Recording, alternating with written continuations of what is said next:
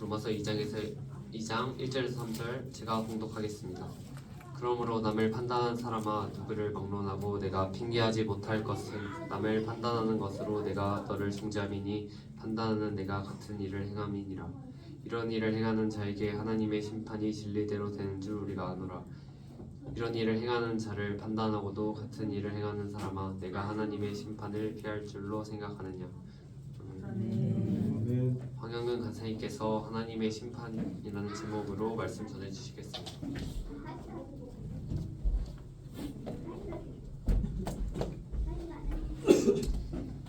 할렐루야. 네, 잘 지냈어요? 예, 우리 군산지구와 함께 하나님 앞에 예배합니다. 우리 하나님께 영광과 감사의 박수. 할렐루야.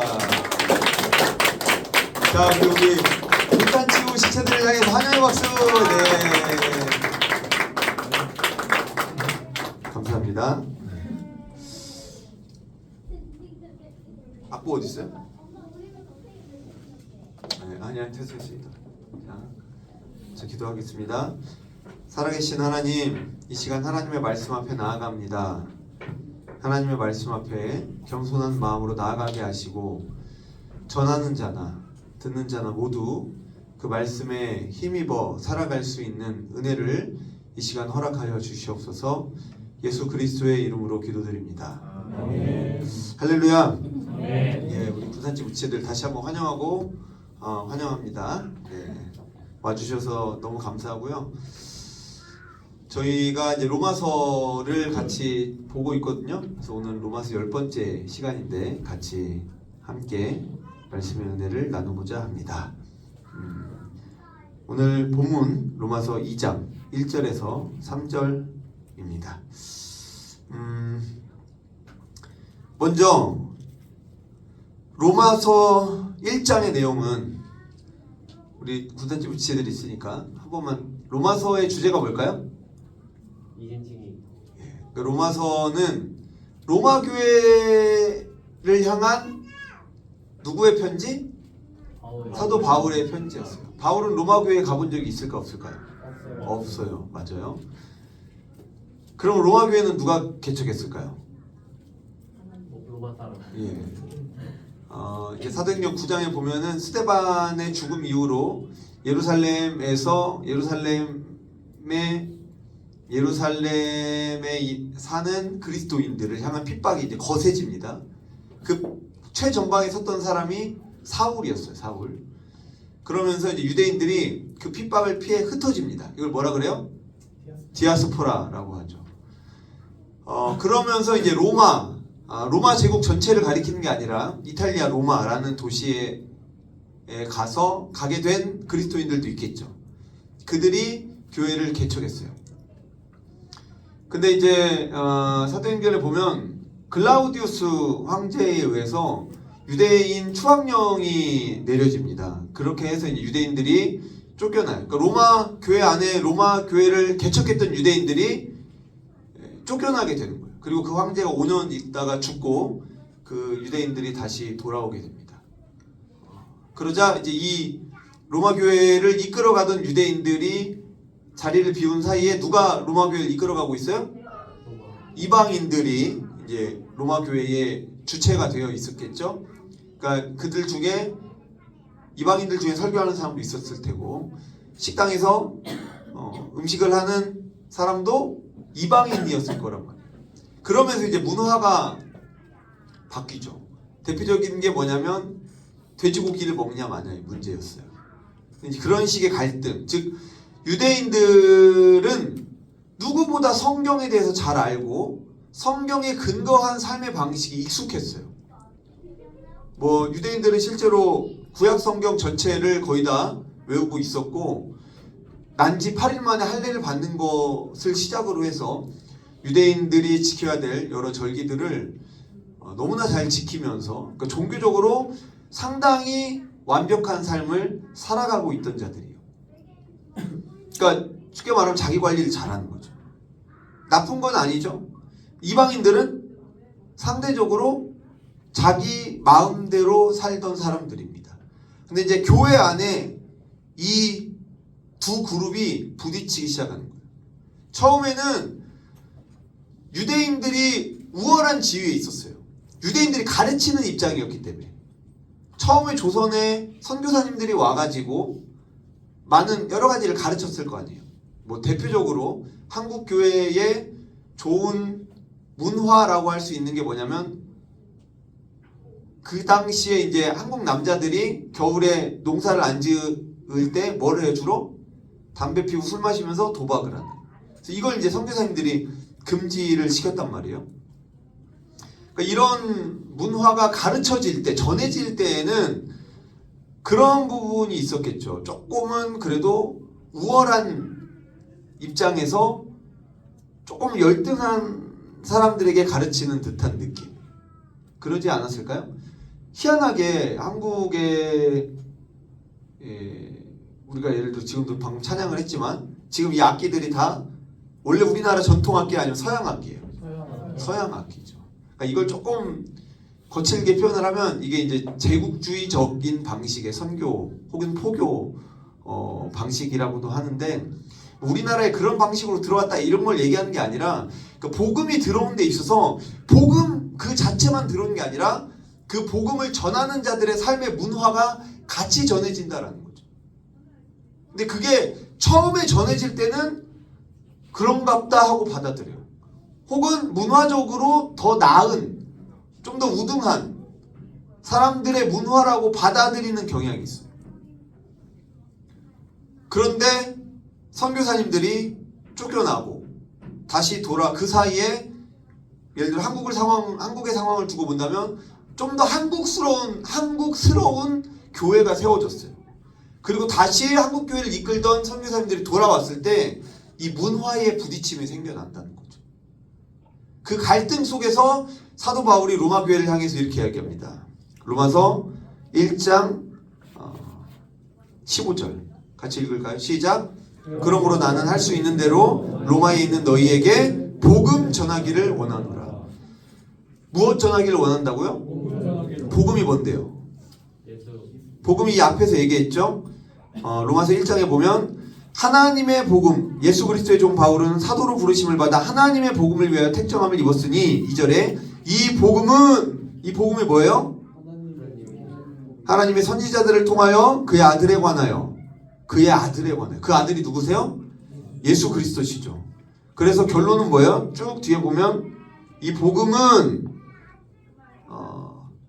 4절에 곧 우리 주 예수 그리스도시니라. 그러니까 지금 로마 교회를 향한 바울의 편지잖아요. 그러니까 이 편지를 받는 사람들은 교회 안에 있는 사람들이에요? 교회 밖에 있어요? 교회 안에 있어요. 그럼 복음을 아는 거예요? 모르는 거예요? 복음을 아는 거죠. 예수 그리스도를 아는 거죠. 예수 그리스도를 믿는 거죠. 그럼에도 불구하고 왜 바울은 뭐라 그래요? 내가 할 수 있는 대로 로마에 있는 너희에게도 복음 전하기를 원하노라. 바울이 로마서를 쓴 목적 중에 하나는 바울이 로마 교회를 통해, 즉 로마 교회의 후원을 통해, 로마 교회의 파송을 통해 당시 땅끝이라고 여겨졌던 서바나, 지금의 스페인 땅까지 복음을 전하러 가려 했던 거예요. 그래서 내가 스페인까지, 땅끝까지 복음을 전하러 갈 건데 너희가 좀 날 도와줘. 그러나 내가 할 수 있는 대로 로마에 있는 너희에게도 복음 전하기를 원하노라. 왜요?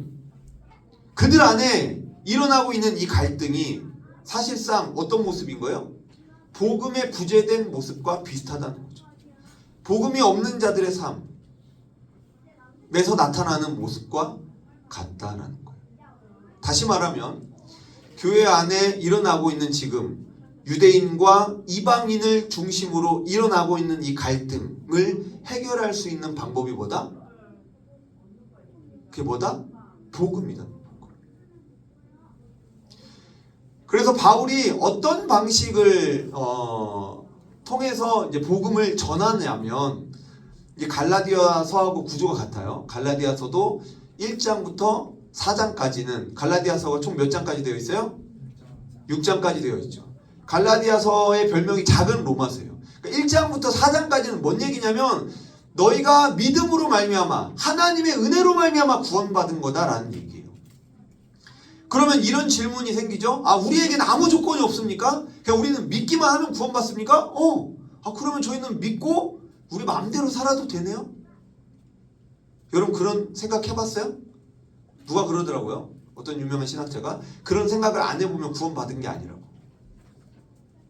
진짜 이렇게 아무 대가 없이 내가 살아도 되는 거야? 이렇게 내가 이래도 되는 거야? 라는 생각이 없다면 사실은 나 정도면 구원받을 자격 갖춘 거 아닌가? 라는 사람일 테고 사실은 자신의 구원을 돌아봐야 된다라는 말을 한 신학자가 있어요.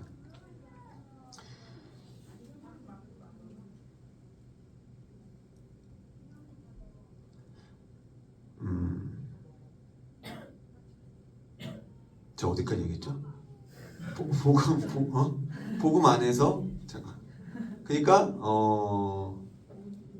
어디까지 얘기했어요? 시엘님, 루다의 시엘. 그들의 문제에 있어서 복음이 그들의 문제에 있어서 복음이 답이 되는 거죠. 그렇죠. 갈라디아서 얘기를 했구나. 그렇죠. 그래서 그러면 나는 하나님의 은혜로 구원받았는데 아무 조건 없이 그저 믿음으로 말미암아 구원을 받았는데 나의 어떠한 행위와 공로도 없이 갈라디아서의 기준으로 얘기하면 할례 받는 것조차 결코 구원의 조건이 될 수 없는 하나님의 백성이라고 말하는 표징이 될 수 없는 그런 상황 속에서 나는 내 마음대로 살아도 됩니까? 예수님만 믿고 내 마음대로 살아도 됩니까? 라는 질문에 대한 답이 갈라디아서 5장이죠. 약간 제가 다르게 얘기를 해보면 여러분은 어차피 예수 믿고 천국 갈 거면 태어날 때부터 예수 믿고 천국 가고 싶어요? 아니면 죽기 전에 예수 믿고 천국 가고 싶어요? 태어날 때부터. 왜요? 그러면은 평생을 일요일 날 예배 드려야 되고 11조 해야 되고 그래야 되는데 뭐가 낫겠어요? 우리 전공 뭐가 효율적이에요? 태어날 때부터 기독교인으로 모태신앙으로 태어나가지고 그냥 술도 못 마시고 담배도 못 피고 내 마음대로 살지도 못하다가 천국 가는 게 낫겠어요? 어차피 하나님의 은혜라면 나의 공로는 1% 0.1%도 들어가지 않고 100% 하나님의 은혜로 천국 가는 거라면 죽기 전에 예수 믿고 천국 가는 게 더 효율적이지 않냐 이거예요. 효율적으로 봤을 때는 죽기 전에 그렇죠. 정답이야. 그렇지. 예, 제가 의도한 대로 잘 대답해줘서 감사해요. 실제로 그래서 그런 농담이 있다니까요. 기독교인들이 제일 부러워하는 사람이 뭐냐면 예수님이 십자가에 달려 죽으실 때 그 우편에 있던 강도. 자기 마음대로 살다가 막판에 예수님이 십자가에 달려 죽으셨을 때 선생님이 주님께서 천국에 가셨을 때 저도 기억해 주세요 라고 하니까 네가 오늘 나와 함께 낙원에 있으리라. 십자가에 달려있는 상태에서 예수님을 믿었으니까 죽기 전에 예수님을 믿고 구원받은 거잖아요. 완전 땡큐죠. 그럴까요? 그렇지 않다는 거예요. 그러니까 그 죄인을 근거로 한번 우리가 생각을 해봐도 만약에 제가 그 죄인이라면 너무나 후회스러울 것 같아요. 죽기 전에 예수님 믿은 게. 그러니까 엉뚱한 삶을 살아온 거 아닙니까? 평생. 그리고 내가 정말 그 순간 예수 그리스도로 말미암아 천국에 간다는 믿음이 있다면 안타깝죠. 왜냐하면 이 복음을 나만 믿고 구원받는 거니까. 내가 사랑하는 가족에게도 전혀 전할 수 없잖아요. 근데 갈라디아서에서 얘기한 건 뭐냐면 너희가 정말 하나님의 은혜로 구원을 받은 거라면 너희 안에 누가 계시다? 성령님이 계시다. 그래서 너희의 삶에 성령의 열매가 나타날 수밖에 없다는 거죠. 그리고 이제 갈라디아서 6장으로 가서는 성령으로 말미암는 공동체적 삶에 대한 이야기예요. 그러니까 1장부터 4장까지는 믿음 혹은 구원에 대한 얘기라면 5장, 6장, 갈라디아서 5장, 6장은 구원받은 자의 삶에 대한 이야기예요. 같은 구조로서 로마서도 1장부터 11장까지는 우리가 어떤 방식으로 구원을 받았는가, 우리가 어떤 은혜로 구원을 받았는가에 대해서 여러 관점으로 다룹니다. 법적인 측면, 부모 자녀의 측면 여러 가지로. 그리고 12장부터 구원받은 자의 삶에 대한 이야기를 해요. 자, 그럼 1장부터 11장까지 너희가 어떤 하나님의 은혜로 구원받은 자인가에 대한 이야기를 시작할 때 1장을 어떻게 시작하냐면 하나님 없는 자들이 살았던 삶에 대한 이야기를 해요. 그리고 2장은 하나님을 안다고 말했던 자들이 놓여진 죄악에 대한 이야기예요. 그러니까 좀 더 간단히 얘기하면 로마서 1장은 이방인들의 죄, 로마서 2장은 유대인들의 죄, 로마서 3장은 모든 사람의 죄에 대한 이야기를 하는 거예요. 그리고 4장에 그 죄인을 구원하신 하나님의 은혜에 대한 이야기를 시작을 하는 겁니다. 그래서 우리 익산지구가 그동안에 10주 동안 9주 동안 봤던 로마서 1장의 내용은 하나님을 모르는 자들을 향한 하나님의 진노를 경고하는 내용이다라는 겁니다. 이런 핑계를 댈 수 있어요. 아니 나는 마지막 날 하나님의 심판 앞에 서서 전 예수님을 믿을 기회가 없었어요. 전 하나님을 알만한 기회가 전혀 없었어요. 라고 핑계할 수 있다 없다? 없다라는 겁니다. 로마서 1장 18절 19절 같이 볼까요? 로마서 1장 18, 19절 함께 시작. 하나님의 진노가 불의로 진리를 막는 사람들의 모든 경건하지 않음과 불의에 대하여 하늘로부터 나타나나니 이는 하나님을 알만한 것이 그들 속에 보임이라. 하나님께서 이를 그들에게 보이셨느니라. 하나님을 알만한 것이 그들 속에 어떻다고요? 보인다. 하나님을 몰랐다. 난 하나님을 알만한 기회가 없었다라고 말할 수 있다 없다? 없다. 하나님은 우리 안에, 우리 각자 안에 하나님을 알만한 장치를 두셨다라는 거예요. 왜 그럴까요? 왜 인간은 하나님을 알 수밖에 없을까요? 인간은 하나님의 형상대로 지음받았기 때문이에요. 그래서 인간이 모여 사는 모든 사회에는 아무리 원시적인 문화를 가진 사회라 할지라도 그곳엔 뭐가 있어요? 종교가 있어요. 반면에 아무리 인간을 닮은 원숭이 혹은 막 진짜 가끔 보면은 막 소가 자기 자식을 보면서 막 눈물을 흘리는 매우 인간적인 그런 장면에서조차도 우리가 결코 동물에게서는 발견할 수 없는 게 뭐예요? 종교입니다. 이것이 인간과 인간을 제외한 다른 피조물, 즉 하나님의 형상대로 지음받은 존재와 그렇지 않은 존재 간의 가장 극명한 차이점이죠. 제가 지난주에 한번 읽어드렸습니다만 C.S. 루이스는 이렇게 말했습니다. 사람들이 다투는 이유는 상대방이 틀렸고 내가 옳음을 증명하려는 시도다. 그 기준은 어디서 유래하는가? 인간은 하나님 없이도 도덕적 언어를 사용할 수 있다. 그러나 하나님 없이 그 도덕적 언어의 근거를 충분히 설명하기는 어렵다. 이렇게 얘기를 해요. 순전한 기독교에서. 쉽게 말하면 모든 인간의 내면 안에서 작동되어지는 도덕적 양심, 그게 왜 있냐라는 거예요. 진화론을 기준으로 얘기를 하자면 모든 생명체는 적자생존, 약육강식의 메커니즘 속에 살아왔어요. 강한 자만 살아남고 살아남은 자가 강한 사회 혹은 그 생태계가 바로 인간이 혹은 동물이 진화하며 혹은 우주가 지구가 생겨나면서부터 지금까지 우리가 살아왔던 세계라는 거죠. 그렇지 않아요? 진화론이 결국 그거 아닙니까? 살아남기 위해 적응하고 진화하는 거 아닙니까? 그런데 왜 우리는 강자의 횡포가 불편하고 혹은 약자에 대하여 보호 본능이 작동되냐라는 거죠. 제가 그런 질문을 던져본 적이 있어요. 여러분 요즘 진짜 뭐라고 해야 될까? 반려동물이라는 말을 쓰잖아요. 예전에는 반려자였고 아내나 남편을 가리켜서 반려자라고 했었고 동물은 애완동물 이렇게 했었죠. 근데 요즘은 반려동물이라는 표현을 써요. 거의 가족과 같아요.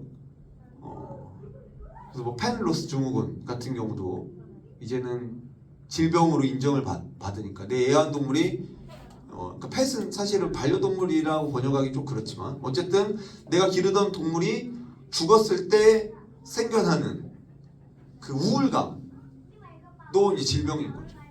그만큼 우리 삶에 있어서 동물이라는 존재가 깊숙이 다 들어왔어요. 우리 삶에. 그런데 여러분 만약에 정말 내가 딱 문을 열면 나한테 막 다가와가지고 뭐라고 해야 될까 막 꼬리치고 나를 정말 기쁘게 해주는 또 오랜 세월 나의 마음에 큰 위로를 줬던 그 퍼피 이름 뭐라고 해야 될까? 셉셉이. 네, 그 강아지와 직장에서 나를 진짜 힘들게 하고 괴롭히는데 직장 상사가 있는데 둘 다 물에 빠졌어. 근데 내가 어떻게 보면 크레인을 작동할 수 있어. 내 힘의 여부와 상관없이 내가 둘 중에 하나를 구할 수 있다. 그러면 여러분은 나를 괴롭혔던 그 사람을 보내고 나에게 위로를 줬던 그 강아지를 구할 겁니까? 아니면은 그래도 사람을 구할 겁니까? 그래도 셉셉이를 구할 거예요? 그래도 사람이. 그래도 사람입니까? 그래도 사람 막상 저는 개인적으로 막상 그 상황이 되면 만약에 셉셉이를 구했다. 그러면 좀 죄책감 내지는 굉장히 불편한 마음을 가질 거라고 생각해요.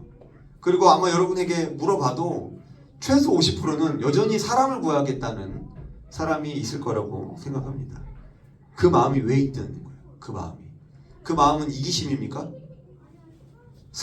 나를 괴롭혔던 사람이지만 그래도 사람을 구하겠다는 그 마음은 도대체 인간의 어떤 마음인 거예요? 죄송한데 조금만 조용히 하라고 얘기 좀 해주세요. 너무 강렬해서 조금은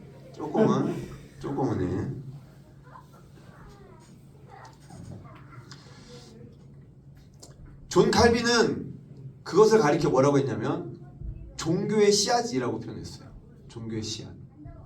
그리고 마틴 로이드 존슨이 이렇게 말했습니다. 하나님께서 자신을 사람들의 양심을 통해서 즉 옳고 그름에 대한 의식 그리고 죄는 심판을 받는다는 것과 우주를 도덕적으로 통치하시는 분은 의롭고 정의롭다는 느낌을 가지게 하셨습니다. 무엇을 통해? 하나님께서 사람들에게 주신 양심을 통해 옳고 그름이라는 기준을 우리가 모두 다 갖고 살아가게 하셨다는 거예요. 태어나는 순간부터.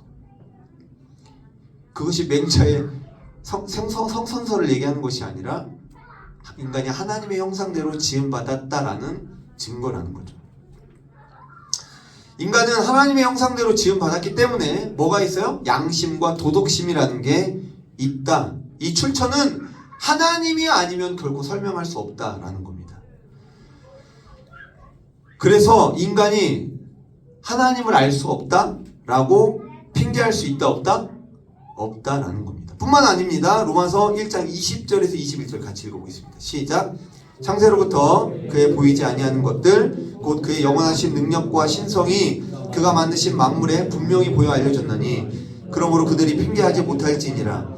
하나님을 알되 하나님을 영화롭게도 아니하며 감사하지도 아니하고 오히려 그 생각이 허망하여지며 미련한 마음이 어두워졌나니.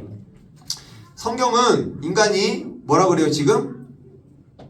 창세로부터 그의 보이지 아니하는 것들 곧 그의 영원하신 능력과 신성이 그가 만드신 만물에 분명히 보여 알려졌나니 그러므로 그들이 핑계하지 못할지니라. 성경은 인간이 자연을 통해서도 하나님을 알 수 있다. 왜요? 자연을 만드신 분이 누구예요? 하나님이시기 때문입니다. 여러분 태양과 지구의 거리가 얼마인지 아세요? 네, 멀죠. 아주 멀어요. 예. 약 1억 5천만 킬로미터라고 합니다. 이 거리가 생명체가 살기에 가장 적합한 거리라는 거예요. 생명체가 살기에. 만약에 이거보다 조금이라도 가까워졌으면 사실은 지금 태양계가 뭐예요? 수금지와 목토천의 명왕성은 아닌가 이제? 수금지와 목토천에 그 중에 생명체가 살고 있다는 것이 확인된 행성은 어디밖에 없어요?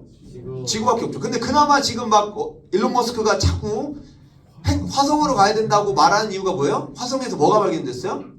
물의 흔적이 발견됐죠. 그러니까 물의 흔적이 발견되었기 때문에 어쩌면 생명체가 살 것이다. 혹은 인간이 화성으로 가서 살 수 있을 것이다 라고 전제하는 거잖아요. 그런데 여러분, 태양과 지구의 거리가 조금만 더 가까워졌으면 지구에 있는 모든 물이 다 증발됐을 거라는 과학자들의 의견. 그리고 조금만 더 멀어졌으면 지구에 있는 모든 물이 다 얼어버렸을 거라는 이야기를 과학자들이 합니다. 그러니까 이거는 그냥 적응된 게 아닐까요? 그 환경 안에 적응된 게 아닐까요? 라고 말하기에는 다른 행성에는 생명체의 흔적이 없잖아요. 물의 흔적도 없고. 그런데 생명의 근원이 될 수 있는 이 물에 있어서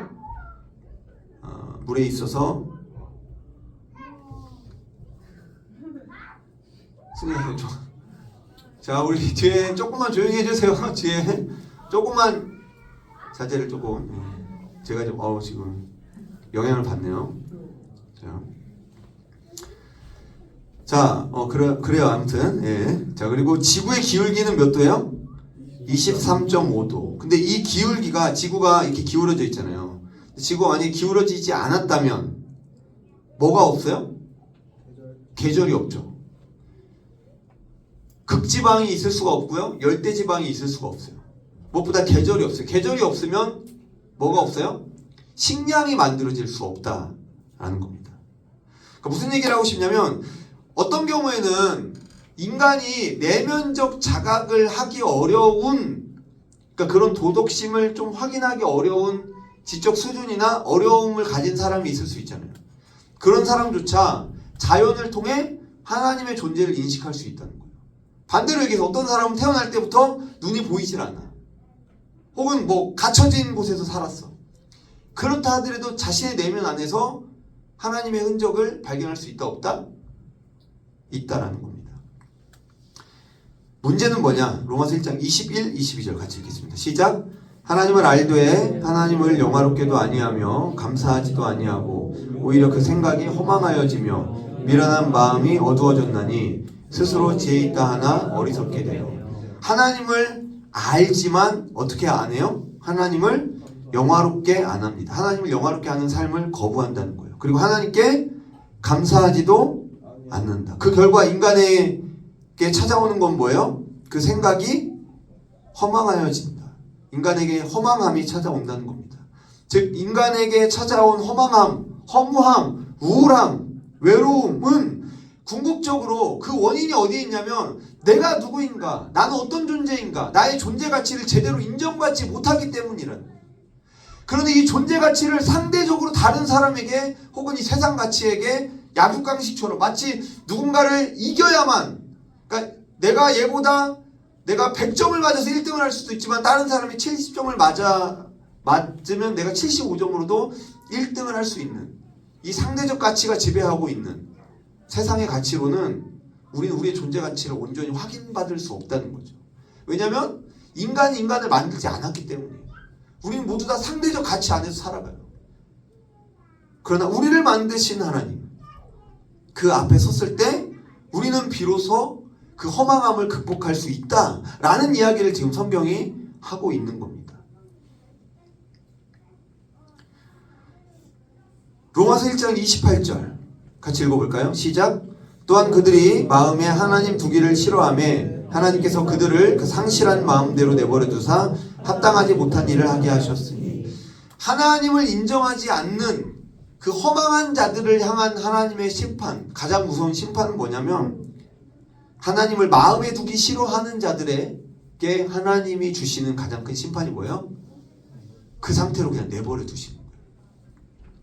로마서 1장 28절 제가 다시 한번 읽어드립니다. 또한 그들이 마음에 하나님 두기를 싫어하며 하나님께서 그들을 그 상실한 마음대로 내버려 두사 합당하지 못한 일을 하게 하셨으니, 하나님을 모르는 자들, 하나님을 믿지 않는 자들, 하나님과 상관없이 살아가는 자들에게 주어지는 하나님의 가장 큰 벌은 뭐냐면 그냥 내버려 두는 겁니다. 하나님께서 즉 하나님을 모르는 채로, 하나님을 믿지 않는 채로, 하나님과 상관없는 채로 살아가는 그 삶 자체가 가장 큰 벌이라는 거예요.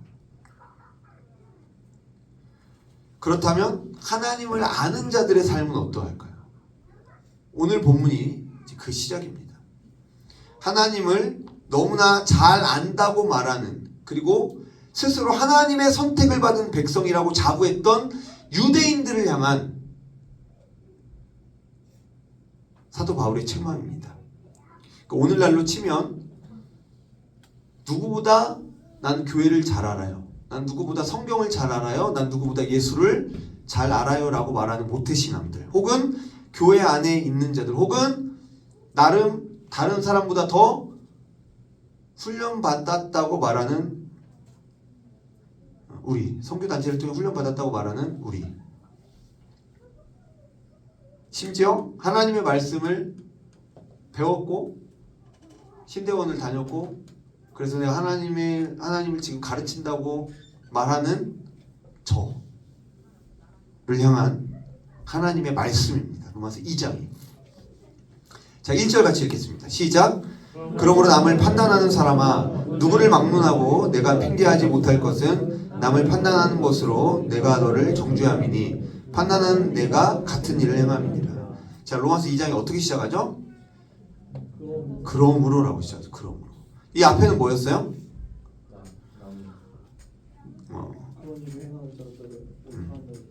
그렇죠. 그런 일을 행하는 자들을 옳다 하느니라.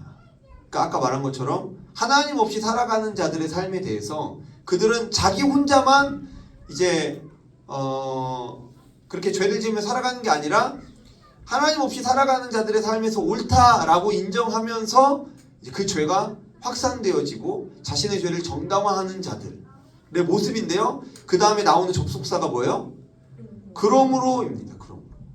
그러니까 이 접속사는 이제 우리로 하여금 오해하게 해요. 마치 하나님 없이 살아가던 자들을 향해서 여전히 반복되는 책망을 하는 것인가. 근데 그게 아니다는 얘기를 제가 이제 하려고 하는 거예요. 왜냐면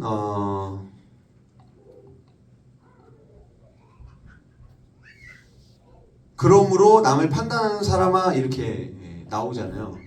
근데 이제 이 정확한 목적어가 무엇인가에 대해서 여러 이제 신학자들과 목회자들이 분석을 했을 거 아닙니까?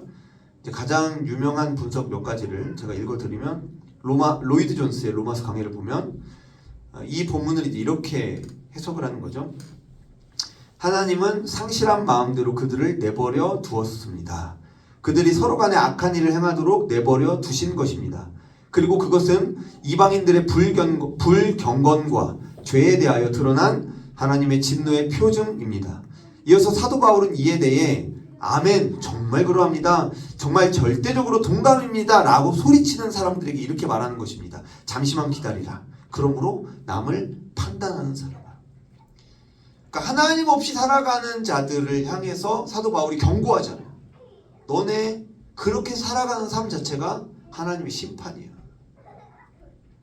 그러니까 어떤 사람들이 그걸 보면서 맞아 이 하나님의 심판을 받을 이 우상 숭배자들아, 이 이방인들아 라고 마음에서 발동되는, 나는 아니야, 나는 하나님을 아는 사람인데, 나는 하나님을 알며 살아왔는데, 나는 그래도 꽤나 도덕적으로 살아왔는데 라고 말하는 사람들을 향해 지금부터 이야기하는 거예요.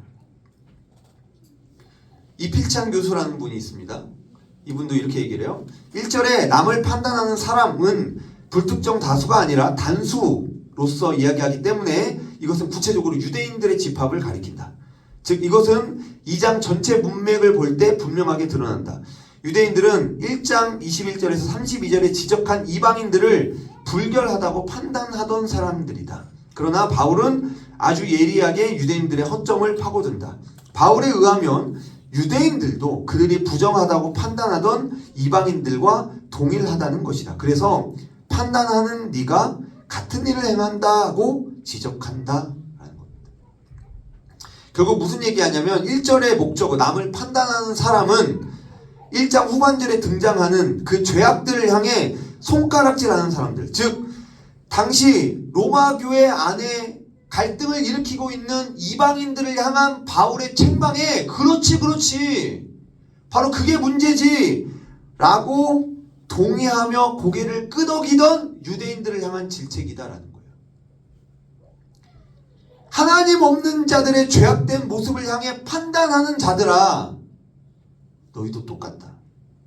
너희 역시 동일한 하나님의 진노 앞에 서 있다 라고 말하는 것이 로마서 2장의 선포다라는 겁니다. 이 말은 당시 유대인들에게는 생각보다 큰 충격이었습니다. 왜냐하면 유대인들은 마치 태어날 때부터 구원받은 자처럼 살아가거든요. 왜냐하면 그 그룹 자체가 그렇잖아요.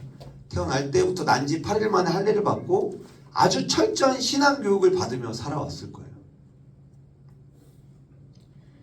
이들에게는 내가 구원받아야 돼 라는 그런 당위성을 어쩌면 가져본 적이 없을 거예요.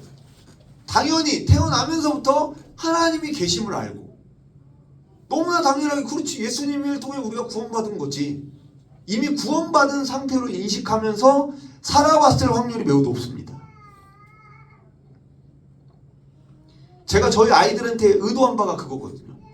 꼭 비포 애프터가 있어야 되나? 저는 그런 삶을 살았지만 하나님은 원래 살아계신 분이에요. 나의 믿음의 여부와 상관없이 살아계신 하나님이신데 태어날 때부터 그 하나님의 존재를 인식하고 살아간다면 너무나 자연스럽게 신앙생활을 하면서 하나님의 자녀로 살아갈 수 있는 거 아닌가? 라고 생각을 하거든요. 그러나 그럼에도 불구하고 과연 인간이 하나님 앞에 구원의 필요가 전혀 없는 의인으로서 살아갈 수 있느냐라는 거죠. 심지어 상대적으로 다른 사람에 비해 난 좀 더 낫지 라는 생각을 가질 수 있느냐라는 겁니다. 유대인들은 자신들에게는 어쩌면 구원이 필요 없다라고 생각했습니다. 왜냐하면 구원은 누구에게만 필요해요? 죄인들에게 필요한 거예요. 그러나 자기들은 이미 의인이라는 생각이 있는 거예요. 그래서 사도 바울은 그런 자기 의에 빠져있는 유대인들, 나는 남들보다 착하게 살았다고 자부하는 그들을 향해 이렇게 말하는 거예요. 너도 어떻다? 똑같다.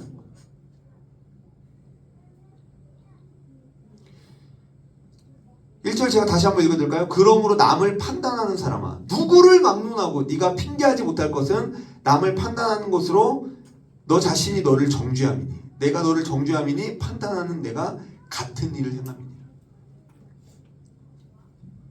판단하는 네가 같은 일을 행한다는 거죠.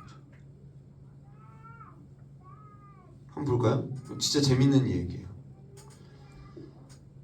그러니까 우리가 누군가를 향해 어떤 판단을 만약에 내리고 있어요. 그러면 그 판단은 내 마음 안에서 같은 일을 행하고 있을 확률이 매우 높습니다.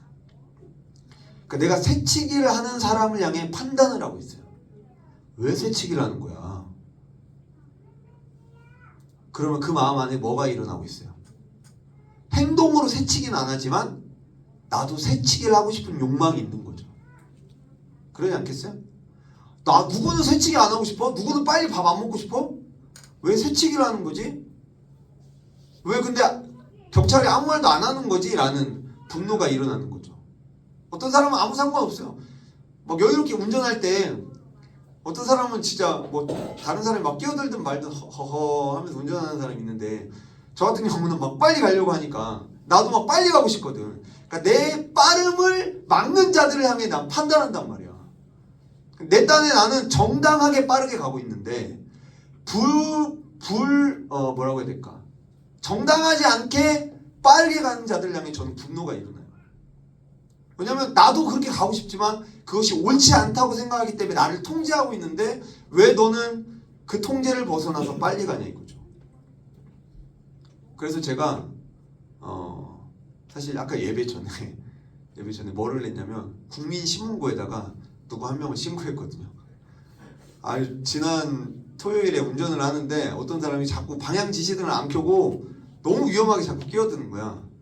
제가 너무 짜증이 나서 이거 좀 신고를 해야 되겠다 해가지고 촬영을 해서 신고를 했는데 제가 바로 그런 판단하는 사람입니다. 근데 어떤 사람은 그냥 전혀 그런 거 상관없이 천천히 가는 사람이 있어요. 그러면 이것이 내가 우리 인간 사회의 도덕적인 기준으로서 저는 방향 지시 등을 켜고 차선을 변경하기 때문에 저는 정당해요. 하지만 하나님 앞에서, 이거 물론 교통법규를 하나님 앞에서 이야기하기는 좀 그렇지만 엄밀하게 얘기해서 그 교통법규를 만든 목적이 뭐죠? 왜 과속이라는 기준이 있는 거죠? 내가 과속해서 내가 잘못하면 내가 죽겠다는데 국가가 무슨 권한으로 나의 과속을 막아서 과태료를 매기는 거죠? 그 매우 공동체적인 거 아니에요? 그렇잖아요. 그런 생각 해봤어요? 아니 도대체 왜 국가가 나의 과속을 통제하려 하냐 이거죠. 어차피 죽으면 내가 죽는 건데. 그러니까 무슨 이야기냐면 우리가 우리 안에 있는 어떤 욕망을 통제함으로써 우리의 범죄함을 막아내고 있지만 하나님 앞에서 여전히 우리는 동일한 죄인이다. 우리 DSM에서 가장 예민한 기준 중 하나인 이성교제 얘기를 한번 해볼까요? 이성교제 몇 학년 때부터 가능해요? 4학년 2학기? 누가 그래요? 누가 그랬어요? 그냥 한번 물어보는 거예요. 이것도 뭐 익산하고 분산이 다를 수도 있고 우리 DSM 전체 기준이 있죠? 저는 사실 정확하면 모르겠어요. 근데 그럼 우리가 왜 이성교제를 4학년 혹은 4학년 2학기부터 하자고 하는 거죠? 우리 1학년들 알고 있어요? 이 기준? 왜 그런지 알고 있어요? 우리 좀 이성교제를 뒤로 미루자는 기준을 갖고 있어요. 우리 DSM. 왜 그럴까? 우리 선배들은 다 알고 있어요? 알고 있는 거야? 아니면 모르는데 어쩔 수 없이 따르는 거야? 그러니까 만약에 그 목적이라는 게 있을 거 아닙니까? 우리가 이성교제를 4학년 때 하자라는 목적이 있을 거 아니에요. 그 목적을 내가 충분하게 이해하고 있다면 맞아. 내가 하나님을 더 깊게 알기 위해 혹은 내 인생에 있어서 20살, 21살, 22살이 너무너무 중요한 때인데 이때 어떤 나의 시간과 나의 마음을 누구 한 사람에게 독점시키기보다는 사람을 더 여러 사람들을 경험하고 이성교제라는 게 굉장히 사실은 위험한 면이 있잖아요. 왜냐면 그러니까 남녀 관계라는 것이 그렇잖아요. 뭔가 서로 좋아하는 마음을 갖는데 그 좋아하는 마음이 커져감에 따라서 자칫 좀 더 파괴적인 관계로 갈 수 있는 가능성이 있잖아요. 그런 부분에 대한 기준이 내 안에 명확하게 있는가? 혹은 이성교제, 즉 연애를 함으로써 그 연애를 통해 결국은 어디를 향해 가고자 하는가? 나는 그냥 연애를 즐기고자 하는 것인가? 아니면 연애를 통해 결국 결혼을 하고자 하는 것인가? 그렇다면 내가 그리고 있는 결혼이 있는가? 내가 그리고 있는 어떠면 가정의 이상향이 있는가? 이런 생각을 해봤냐 이거죠. 그런 생각을 먼저 해보자 이거죠. 만약에 그런 생각을 함으로써 내가 이성교제를 밀어내고 있다면 대단한 거 아닙니까? 누군가가 여러분이 졸업하고 나서 물어보는 거예요. 야 너는 대학 때 연애를 몇 번이나 해봤어? 아 나는 대학 때 연애를 한 번도 해본 적이 없어. 해본 적이 없어? 나는 하지 않았어. 뭐 그 말에서도 차이가 있을 수 있겠지만 왜? 너 연애도 한 번도 못 해봤어? 그랬을 때 나는 이런 이유 때문에 내가 연애를 안 해본 거야. 안 한 거야. 난 내 선택이야. 이렇게 말하는 사람과 DSM 때문에. 아, 나 DSM 어쩌다 나 DSM 했는데 DSM 연애 금지여가지고 나 4학년 때까지 연애를 못했어. 이거 너무 참혹하다. 그죠? 그러지 않아? 나는 너무 여러분이 4학년이 되고 그 대학을 졸업하고 나서 그런 패배감에 쩔어있는 루저가 되지 않았으면 좋겠어요. 그런 이유가 아닙니다. 여러분을 루저로 만들려는 게 아니에요. 근데 만약에 내가 진짜 도대체 왜 이성교제를 하지 말라는 거야. 사람마다 다 기준이 있고 때가 다르고 하는 건데 하지 말라니까 어쩔 수 없지 라고 억누르고 있으면 누가 막 서로 불꽃이 튀어. 그리고 뭔가 좀 그런 것 같아. 그러면 어때? 내 마음 안에서 분노가 일어난다니까. 이거 간사에 뭐라 안 하지? 왜 뭐라 안 하지? 왜? 내 안에 하고 싶어 죽겠거든. 그걸 참아내고 있거든. 납득되지 않았거든, 내 안에 여전히. 분위기 왜 이러지? 다들 그런 사람들인가? 예. 예를 들어서 하는 얘기예요. 그러니까 우리가 어떤 문제에 있어서요, 가장 분노하는 사람이 실상 그 문제에 누구보다 크게 넘어지는 경우가 발생할 수 있다. 그러니까 그 문제에 자기가 가장 크게 넘어질 가능성을 안고 있는 거예요. 이성교제 하지 말랬는데 왜 하는 거예요? 라는 사람은 이성교제 하고 싶어 죽겠는 거죠. 그게 나쁘다는 얘기는 아닙니다. 새치기 하지 말랬는데 왜 새치기를 하는 거야? 라고 가장 크게 분노하는 사람은 기회가 주어지면 언제든지 새치기를 하고 싶은 마음이 있다라는 얘기예요.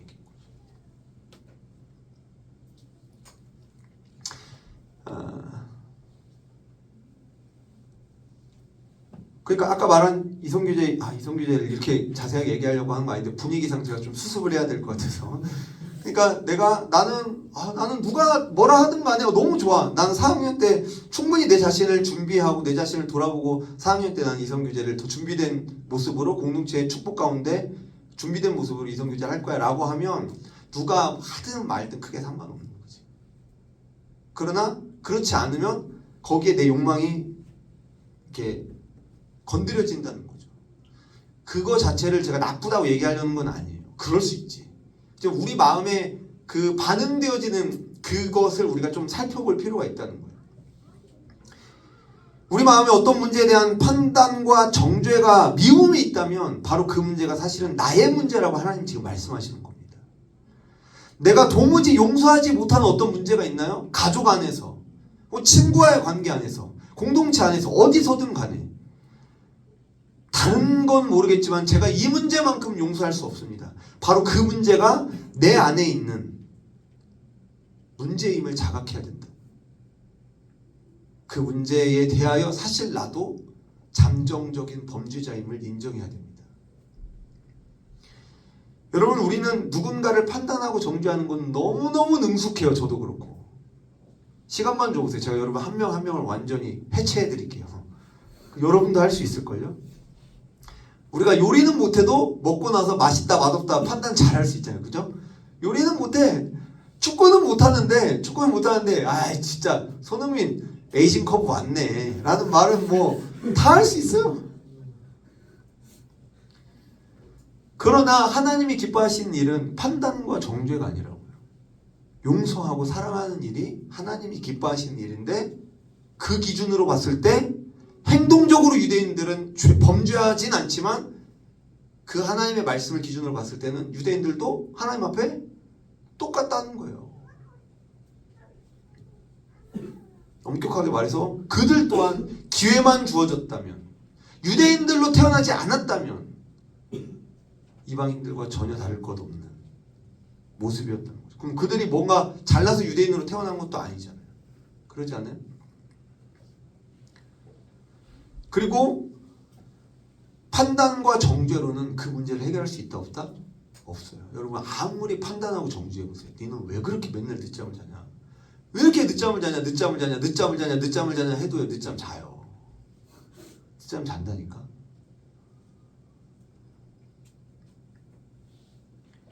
2절 같이 읽겠습니다. 2절 시작. 이런 일을 행하는 자에게 하나님의 심판이 진리대로 되는 줄 우리가 아노라. 이런 일을 행한다. 이게 뭔 말이에요? 자기 마음 안에 도사리고 있는 죄와 죄에 대한 욕망들을 무시한 채 겉으로 보여지는 모습만으로 다른 사람을 판단하고 정죄하는 이런 일을 행하는 자에게 하나님의 심판이 무엇대로 임한다? 진리를 기준으로 임한다. 네가 쌓아온 의의가 아니라, 네가 쌓아온 종교적 완성도에 의해서가 아니라, 그걸 기준으로 임하는 게 아니라 하나님의 진리대로. 하나님의 말씀은 살아있고 운동력이 있어. 좌우의 날선 어떤 검보다도 예리해요. 혼과 영과 및 관절과 골수를 찔러 쪼개기까지 하는 그 날카로운 하나님의 말씀 앞에 지으신 모든 것이 발가벗은 것처럼 드러나는 그 기준 앞에, 그 기준으로서 하나님의 심판이 임한다는 거예요. 겉으로 보여지는 모습만 죄다는 게 아니라 예수님 말씀하신 것처럼 우리 안에 있는 욕망들로도 얼마든지 하나님의 심판의 기준이 된다는 거죠. 우리가 너무 잘 알고 있는 말씀을 마태복음 5장 27, 28절 예수님 이렇게 말씀하셨어요. 또 간음하지 말라 하였다는 것을 너희가 들었으나 나는 너희에게 이르노니 음욕을 품고 여자를 보는 자마다 마음이 이미 뭐 했다? 간음했다. 성적인 범죄를 저지른 자들을 향하여 정말 어떻게 그럴 수 있어? 하지만 마음의 음욕을 가진 자마다 기회가 안 주어졌을 뿐 얼마든지 나도 그 문제에 넘어질 수 있다. 다윗을 보면서 어떻게 이럴 수 있어? 다윗이 어떻게 이렇게 자기의 충직한 부하를 죽이고 어떻게 이렇게 간악한 죄를 지을 수 있어? 우리가 다윗보다 낫습니까? 그럴 수 없다는 거예요. 우리에게 기회가 주어지지 않았을 뿐이다라는 거죠. 행동으로 범죄하지 않았어도 마음의 음욕이 있었다면 그는 이미 하나님 앞에 순결을 잃어버린 자입니다. 물론 행동으로 하지 않은 것과 한 것은 차이가 큽니다. 그러나 내가 행동하지 않았다고 해서 하나님 앞에서 순결한 척 다른 사람을 판단하고 정죄할 자격이 주어지는 것은 아니다. 누군가의 죄를 향해 판단하고 정죄하고 미워하기에 앞서 하나님 앞에서 내 마음이 어떠한 줄 안다면 우리가 그 판단과 정죄를 앞세울 수 없다는 거죠. 남을 판단하는 사람아, 네가 용서하지 못하는 그 문제가 바로 너의 문제가 아니더냐. 네가 판단하는 그 문제로 인해 바로 네가 하나님 앞에 진리대로 심판을 받을 것이다. 왜냐하면 심판의 기준은 하나님께서 심판하시는 기준은 겉으로 드러나는 모습이 아니라 우리 마음 안에 있는 그 죄악이 있기 때문이에요.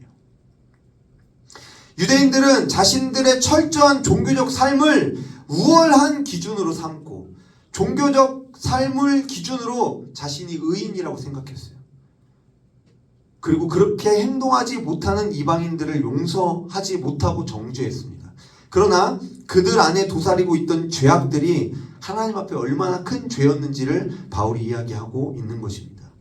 그리고 내 안에 그들을 향한 긍휼과 자비와 용서의 마음이 없다면 사실 나 역시 그 문제에 같이 걸려 넘어지고 있는 거다라는 거예요. 여러분, 우리가 살다 보면 진짜 인생에서 별의별 일이 다 일어납니다. 수많은 인생의 파도 속에서 내가 원치 않았던 고통이 발생될 때 우리는 어떻게 그럴 수 있어? 라고 생각해요. 제가 저희 부모님이 너무너무 심하게 다투실 때 제가 이렇게 부탁했어요. 제발 이혼하시라. 근데 저희 아버지가 끝내 이혼을 하지 않으셨어요. 진짜 제가 봤을 땐 차라리 이혼하는 게 낫다 라고 제가 정말 간곡했어요. 너무너무 고통스러웠으니까. 그런데 아버지가 이혼을 하지 않으셨어요. 제가 지금 그때 그 아버지의 나이가 되었어요. 이해가 돼요. 저는 그 당시에 제가 옳다고 생각했어요. 여러분의 인생에도 그런 순간이 올 거라는 거예요. 저와는 같은 상황이 아니더라도 30년이 지나야 이해되는 일이 있어요. 50년이 지나야 이해되는 일이 있어요. 다른 사람과 비교할 게 아니라 20살의 여러분이 아니라 50살의 여러분이 더 지혜로울 겁니다. 그러지 않아요? 20년, 20살을 살아가고 있는 나의 판단력과 50살이 되었을 때 여러분의 판단력이 같겠어요? 그렇지 않아야 되는 거 아닙니까? 30년을 더 살았는데. 우리가 뉴스를 통해 봐도 정말 별의별 일이 다 일어나고 아직 인생을 많이 살아보지 않았을 때는 우리는 주로 판단하고 정죄하고 혹은 두려워한다는 거예요. 두려워함? 그러니까 사실 두려워해야 되죠. 저 일이 내게도 일어날 수 있다. 나도 저럴 수 있다. 저도 마찬가지예요. 제가 어떻게 보면 제가 나이 42살인데 목회자를 기준으로 하면, 간사를 기준으로 하면 나이가 좀 DSM에서 좀 있는 편이겠지만 목사를 기준으로 하면 아직 젊은 사람에 해당되면 막 교계 뉴스에 나온 이야기들 보면 얼마나 제가 날카롭게 신대원 다니면서 얼마나 전도사들이 날카롭게 판단하고 정리하는지 몰라요. 그런데 과연 나는 그 문제에서 자유로울 수 있겠는가? 돈의 문제, 성의 문제, 권력의 문제, 리차드 포스터의 그 책 제목처럼 혹은 기타 여러 문제에 있어서 과연 나는 다윗처럼 넘어지지 않을 자신이 있겠는가? 그러나 그렇게 넘어진 자들을 향해 맹렬하게 비난하고 공격할수록 사실은 나 역시 그 문제에 넘어질 가능성을 인정하고 있는 거다라는 거죠.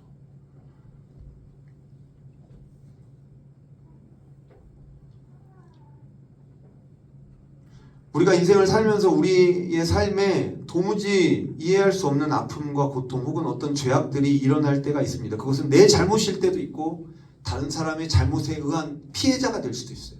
내가 가해자일 수도 있고. 그럼 그 문제를 우리가 어떻게 해석할 것인가? 결국 하나님 앞에 나 자신을 깊이 돌아보는 게 가장 중요하다라는 거예요.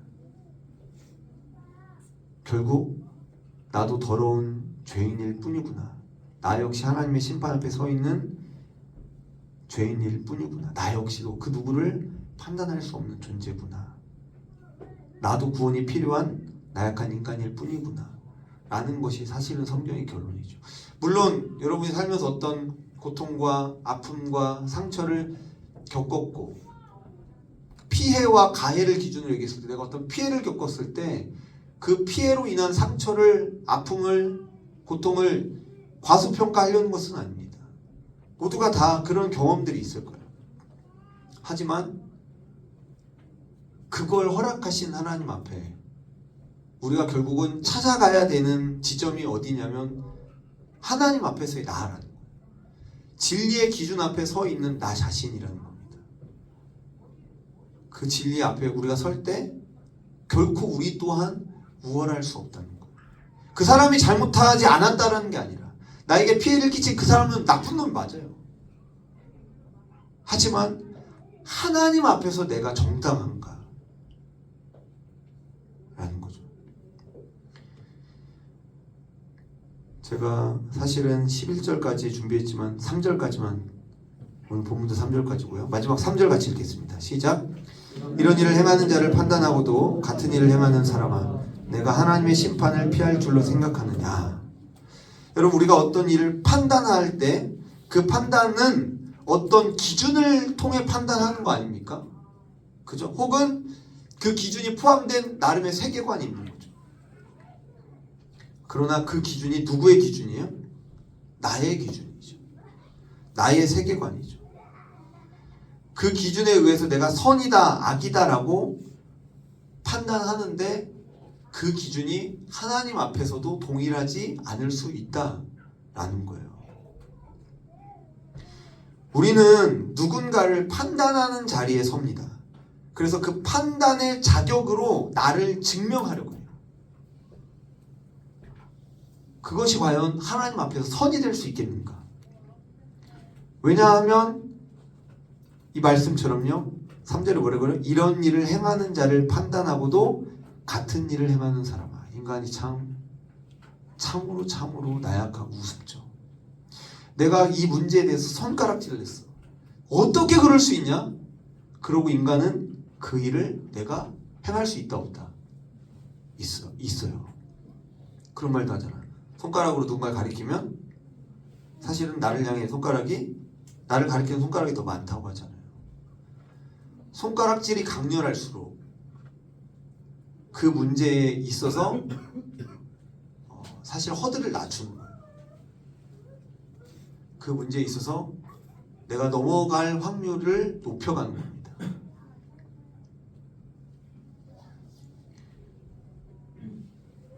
인간이 그래요. 내가 판단하는 그 문제로 그 문제에 내가 동일하게 넘어집니다. 그게 불가능하지 않아요. 인간은 매우 가능합니다. 아니, 인간은 오히려 그걸 잘해요. 흔히 말하죠, 요즘 내로남불. 그건 인간의 특기입니다. 특기. 아전인수라고도 하죠, 예전에.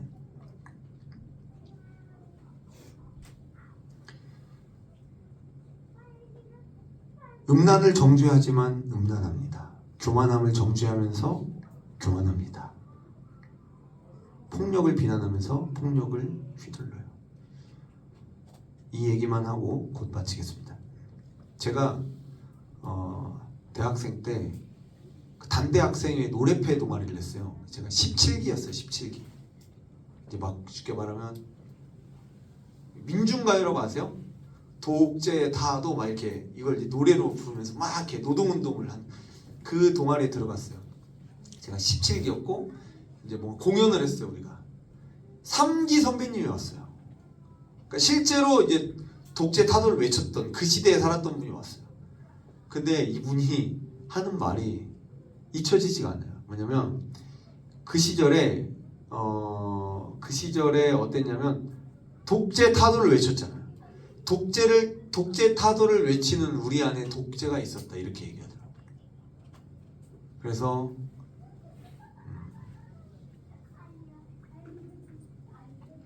혹시 모래시계라는 드라마 아세요? 모르죠? 아세요? 그 모래시계라는 드라마를 제가 보진 않았지만 거기에도 그 비슷한 장면이 있어요.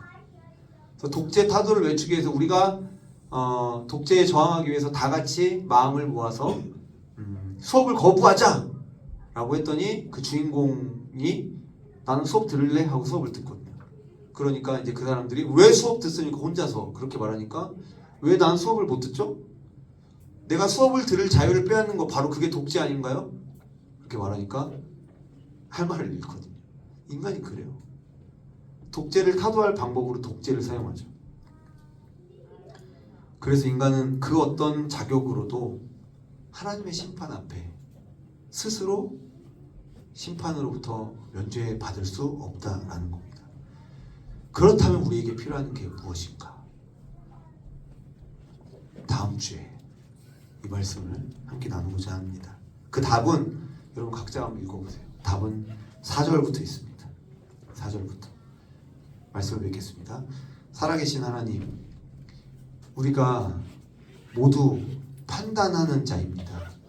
우리가 모두 정죄하는 자입니다.